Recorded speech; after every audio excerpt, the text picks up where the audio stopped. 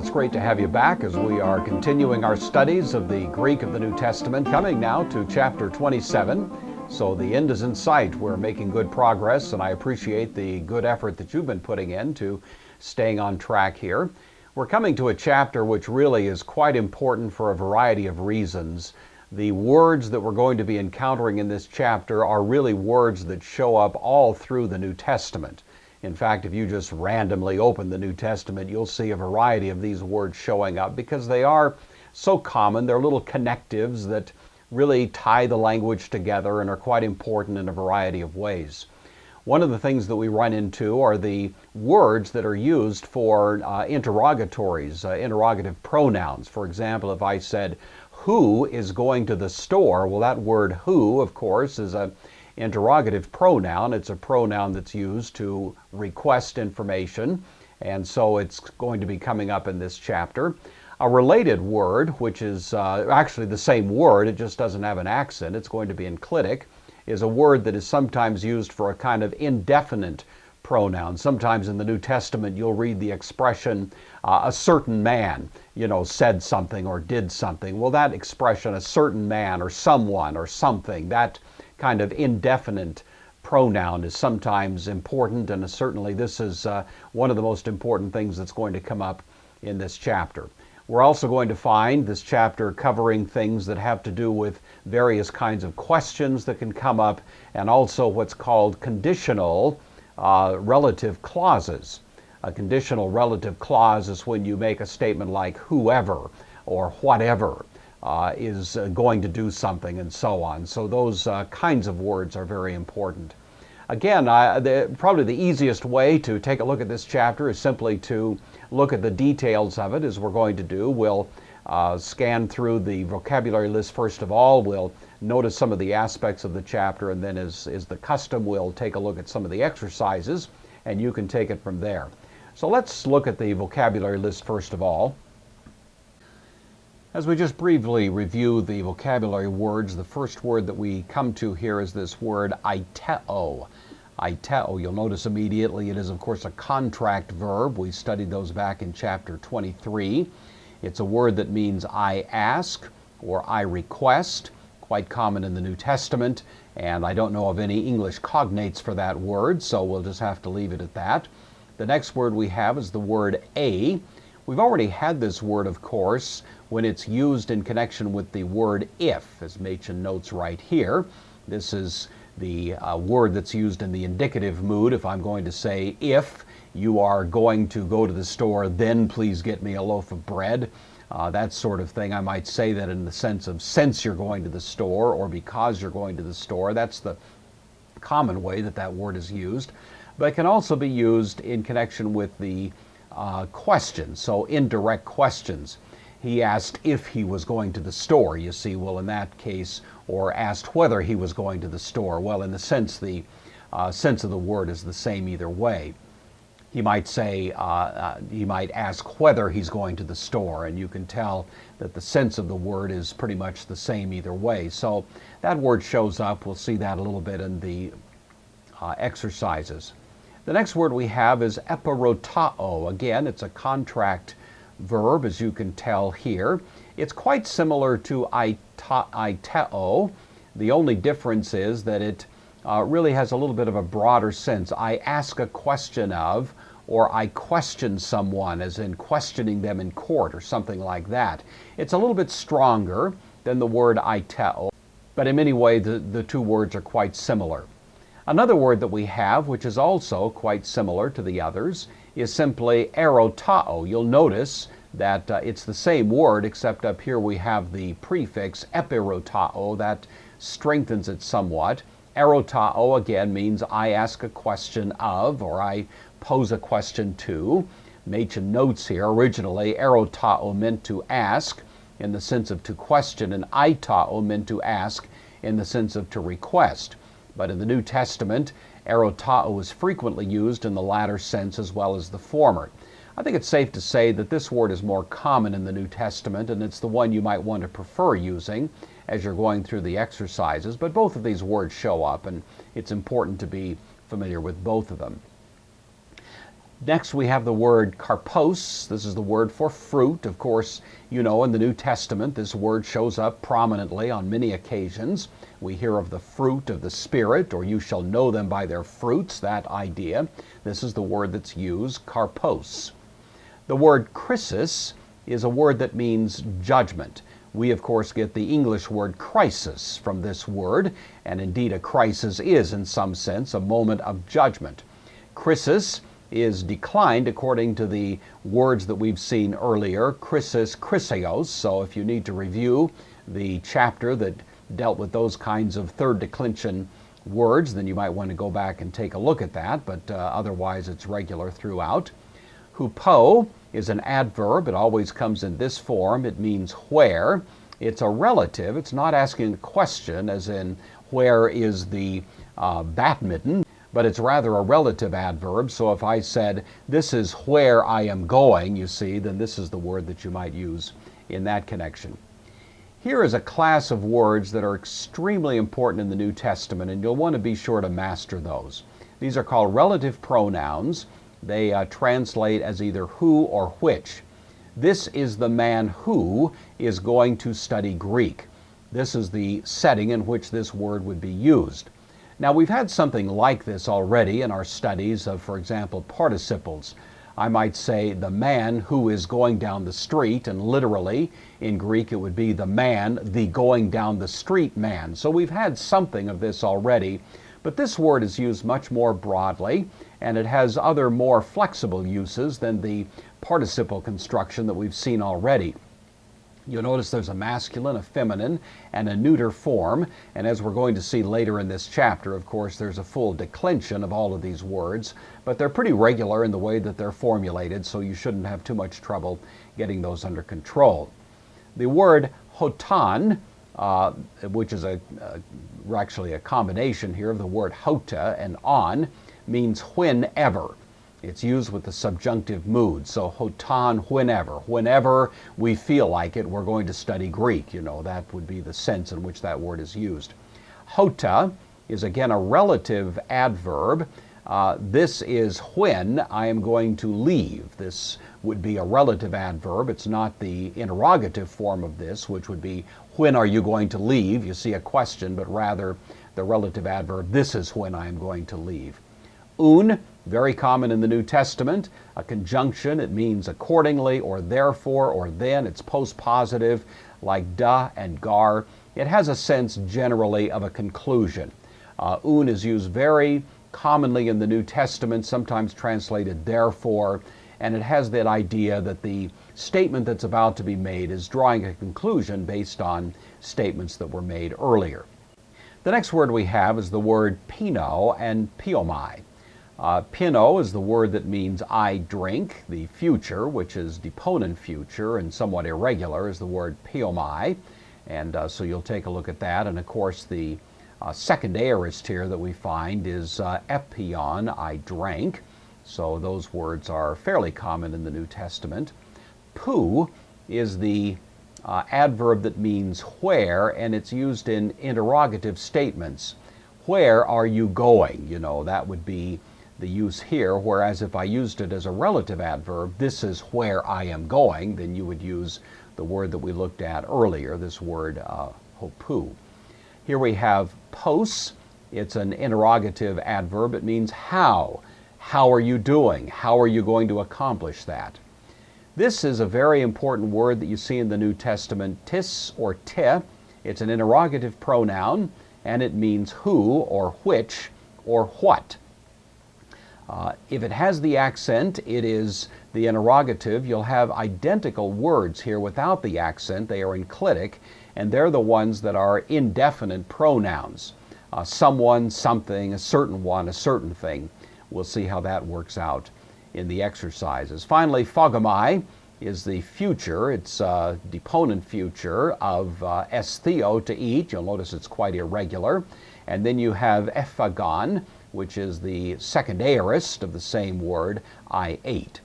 So those are the vocabulary words that we have before us in this chapter. Let's go ahead and look at some of the details that Machen provides. Well, first of all, notice that we have here the interrogative and indefinite pronouns. They are identical. The interrogative pronouns, however, you'll notice are accented throughout. So we have tis, ti. We have tenos, tenos, identical in the masculine, feminine, neuter. Similarly, tinny, tinny, and tinna, ti. Every case, we have an accent, and these are all questions. So whenever this word shows up, it is going to be a question. In the plural side, tenes, tenna, and so on. You can follow that throughout. And so these words, again, show up very frequently in the New Testament and are always associated with questions. The important note to make here is that this acute accent that you see here and throughout is always acute. It never turns to grave. So notice he says the acute accent is never changed to a grave. Tilege, what does he say? Now, when we go down to the indefinite pronouns, you'll notice they're the very same words. The spelling is identical throughout. The only difference is that in all of these, the word is enclitic. So normally there will be no accent. The only time the accent shows up is when the rules of enclitic accent require it. And when they do, of course, the accent will show up on the second syllable. So if you notice here, the difference is between having the accent on the ultima, as we see it here, as opposed to the penult, which would have been the case in the other examples. Similarly, you'll find throughout that when the accent shows up, and it's only when the rules of enclitic accent require it, that it's always going to be on the ultima. So that's an important feature to notice, and it's one of the ways that we distinguish between the interrogative pronoun and the indefinite pronoun. On page 172, Machen notes, very important comment at paragraph 390, both the interrogative and indefinite pronouns can be used either with a noun or separately. So for example here, tenna carpon ekete, what fruit do you have? Or you could have tileges, what do you say? Similarly here, anthropostis, notice the enclitic rules kick in, putting an accent here. A certain man. Apentis here, standing by itself, it simply means a certain man, but we don't have the word anthropos showing up. The accusative singular neuter, te, of the interrogative pronoun is also used to mean why. And sometimes in the New Testament it can be slightly ambiguous. You have to think about it a little bit, and often the context is going to be important in determining which way you will translate that word. But ti poieta tauta, why do you do these things? Machen then talks about indirect questions, and as we've seen, for example, in indirect quotes, the original tense of the question is going to be retained. So, for example, erotesen auton tis esten. He asked him, and then we have who he is. Well, if you're going to translate that, of course, you're going to put the question in English into the past tense. He asked him who he was. But the original question, of course, was in the present tense. Who are you? Present tense. And in Greek, idiomatically, that original tense of the question is maintained. He said to them, where, mene, do you remain? Well, this is in the present tense, you see, pu mene, where does he remain? But of course, when we translate it, we're going to put it idiomatically in English in the past tense. He told him where he was abiding. Deliberative questions are questions that expect a response in the imperative mood. Shall we do this or shall we do that? That kind of thing. And what Machen points out here, something fairly common in the New Testament, is that such questions are put in the subjunctive mood. One of the most important parts of this chapter is called the relative pronoun. We notice this, of course, in the vocabulary list. Here's the full declension of it. So we have a masculine, a feminine, and a neuter. You'll notice that it is somewhat similar to the article that we've already studied. The only difference is that we always have an accent here. These are not enclitic. The accent will always be present. And in many occasions, that's the only way you can tell whether you're dealing with an article or whether you're dealing with the relative pronoun. But these are translated by words like who or what or which, that kind of thing. For example, if I look down here at this first example, Ho apostolos, the apostle, who, you see, hon, edes, who you saw, went away.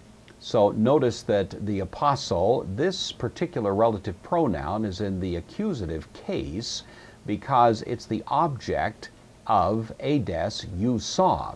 So you saw who, or you saw whom, to be a little bit better in English. It's in the objective case there. So the apostle whom you saw went away. So you see how that works? This is going to be the relative pronoun that's connected to that original noun, the antecedent of it, but of course the case may be different depending on the way in which the word is being used in the sentence. Notice in the second one here, true are all things that are the things which he says, Jesus. All things which Jesus said were true. The things which Jesus said. So again, we have this is in the accusative. It's the neuter, and so it's the same as what we had up here, the neuter of this, plural. All the things that Jesus said were true.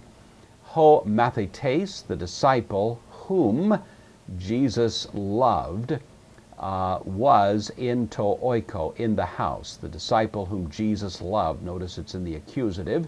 It's the masculine accusative, singular. The disciple whom Jesus loved. Ho mathetes, of course, is in the nominative because it actually is the subject of the sentence. But in this phrase, it happens to be the object of the verb to Jesus love. So it's the disciple was in the house. That's the principal sentence. Whom Jesus loved is a dependent clause that is found within it, and within that clause then hon is going to be in the accusative. So you get the idea.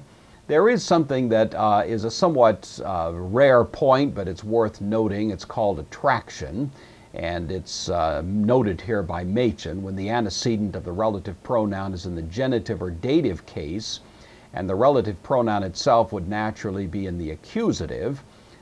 It will be attracted to the case of the antecedent. I wouldn't worry too much about that. The exercises really don't bring that out. It's just something to note. It was actually a kind of deterioration of the Greek language. It's sort of allowing for a little bit of grammatical sloppiness there, but by the time we get to Koine Greek in the New Testament, it was a somewhat common feature of it. So just make a note of that. I'll let you look at the rest of the examples that Machen provides, but I do want to comment briefly here on this final paragraph that Machen introduces down at paragraph 400. The indefinite relative clauses, which are in English marked by the suffix ever, as in whoever, whichever, whatever, as my teenage kids used to say, whatever, you know. Well, this is the word. They, in Greek, have the subjunctive with the particle on. On is actually a contraction of eon, and it's one of the most common expressions or uses of the subjunctive in the New Testament. So we have who here, nominative singular masculine, eon, who, eon, whoever, and then thele, wishes, but notice it's in the subjunctive, whoever wishes, tain sukein, the soul, autu of him, sosai, infinitive, aorist, to save, will not, sose, save it, you see. Well, this is what you want to notice here, the who, hos eon, whoever. The contraction of eon will show up like this. Hos on, same meaning, there's no difference in the meaning. Whoever believes, use the subjunctive there, whoever believes will be saved, you see. So that's the idea. Go ahead and read through the rest of that in Machen. I think it'll be fairly straightforward, quite common in the New Testament and worthy of your consideration at this point. All right, well, let's take a look at the first of these exercises. We notice right off the bat that we're going to have an example that we were just describing here, this conditional relative clause. So we have hos eon. Hos, of course, is in the nominative, masculine, singular, whoever. It takes the subjunctive, so the negation is going to be the subjunctive form of may, whoever, and then notice we have the aorist subjunctive here from dekomai, Whoever does not receive, it's going to be the third person singular.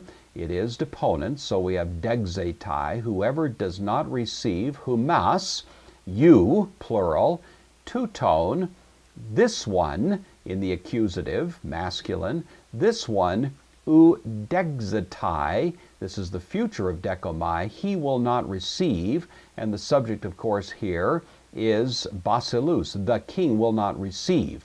So whoever does not receive you, this one, the king, will not receive. If we look at the second of these, we have, this is the neuter, plural, and it's going to be whatever, or if you want to make it clear that it's plural, you might say whatever things, just to make that point. You could probably translate it either way, but it is plural, so that's something to note. Whatever things, and then poiesomen, this is in the subjunctive, of course. Whatever things we do, it's aorist subjunctive, so whatever things we do, here's the dative of the personal pronoun, whatever things we do to you, and then here's the future of poieo, you will do also. It's emphatic, so we have humes, the expressed subject of this verb. You also will do to us. Whatever things we do to you, you also will do to us. All right, well, this brings us to the composition exercises. So I'm reading out of Machen here, page 176. We did what those who were in the same city asked. We did. This, of course, is going to be the aorist of poieo. So we have, with the contract verb here, of course, we're going to lengthen that contract vowel. So epoiesamen, we did. Here's the relative pronoun, that which. I've put it in the singular. You could possibly put it in the plural as well, but it is neuter in any case. We did that which. Notice that it looks a little bit like an article, but it has here the rough breather and the accent. We did that which, it's in the accusative singular, the, notice this is the nominative, plural, masculine, the, in the, aute, in the same city.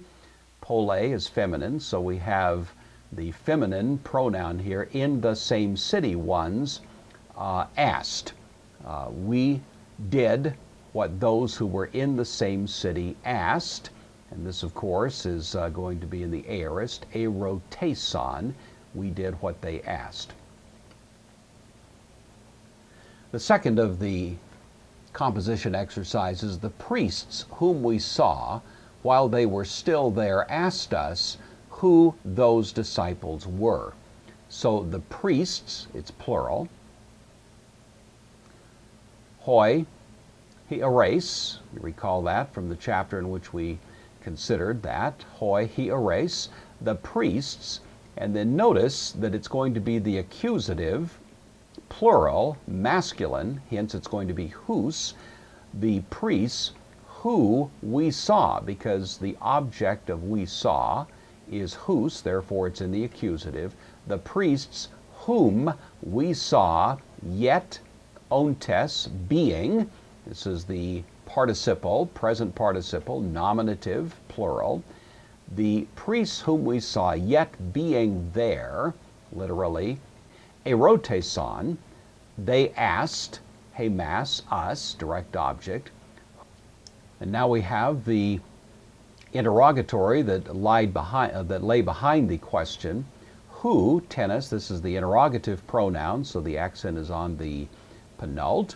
And notice that according to the rules of enclitic accent, when you have an acute on the penult, then you also need to accent the enclitic word that follows it if it's a two-syllable word.